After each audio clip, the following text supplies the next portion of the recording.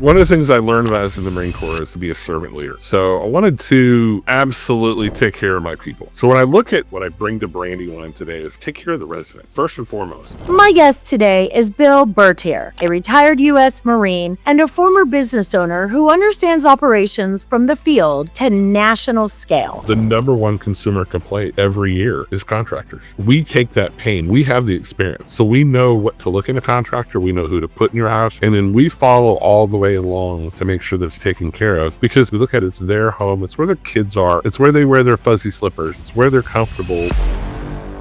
We probably touch the resident more than any other group in the organization. Looking at maintenance as a profit center, not a cost center. We're not overhead. We actually take care of the residents. We can impact renewals quite a bit. One metric you think really matters in the industry? I still think resident experience is the one metric that really matters the most. One of the biggest ways you can quantify it is renewal rate. If the maintenance department's doing their thing, people are renewing. If you can minimize the, you didn't take care of me when I had an issue, that is impactful.